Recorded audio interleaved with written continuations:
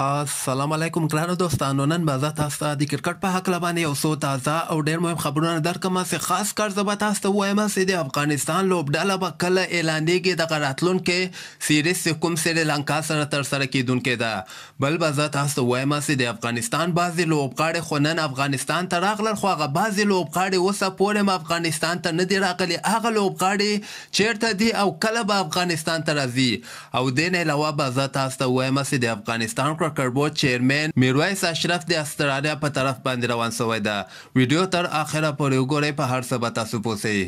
نو راځم اول زه تاسو ته وایم چې نن د افغانستان بعضې لوبغاړي چې کوم دی په دغه کې عظمت الله عمرزی، سلیم صافي، قیس احمد او ګلبدین نایب چې کوم د دغه افغانستان ته راورسېدل، خو بعضې لوبغاړي اوسه پورې نه دي رارسېدلي. هغوی چې کوم دی دوبۍ ته تللي دي، اول ته یعنې دوبۍ کې اوسېږي، ځکه زیاتره لوبغاړي لکه رحمان الله ګوربز، دې نه علاوه محمد نبي، رشید خان، اکثره وخت کې دوی په دوبۍ کې اوسېږي او د افغانستان چې کله سیریز یې هماغه دوبۍ نه بیا هغه هېواد ته دوی روانېږي.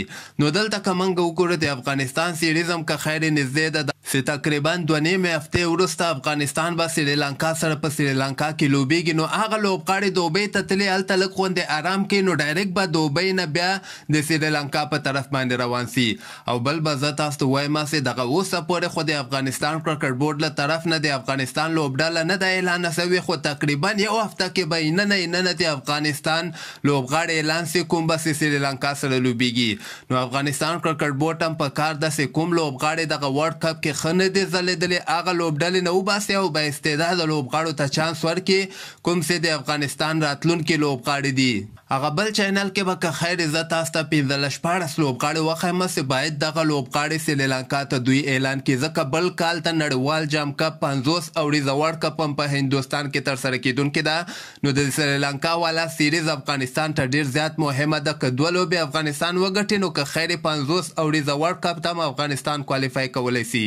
او بل به زه تاسو ته وایم چې د افغانستان چیرمن میرویس اشرف نن د استرالیا په طرف باندې روان شوی ده. اصل کې هلته د ICC یوه غونډه د یو نوی چیرمن ICC به ټاکي، د هغه لپاره بیا د میرویس اشرف نه رای اخیستل کیږي. مختلف هیوادونو چې کوم چیرمنان دي دغه ټول ورکې ګډون کوي، نو هلته به په رای باندې بیا یو چیرمن ټاکل کیږي. نو رای ورکولو لپاره میرویس اشرف د استرالیا په طرف باندې روان شوی ده او د ICC په غونډه کې به ګډون کوي. او بل به زه تاسو ته وایم چې په T10 لیګ کې هغه لوبغاړي د افغانستان لوبه نه ترسره کوي کوم چې سریلانکا سره لوبېږي. دغلته به زه تاسو ته وایم چې نجیب زادران هم T10 لیګ کې اخیستل شوی، خو د نجیب زادران سریلانکا سره سکواډ کې یعنې شامل کیږي. هغه په وجه باندې کونویر چې کوم د ویسټ انډیز پهلوان لوبغاړی هغه د نجیب زادران په ځای باندې اخیستلی ده.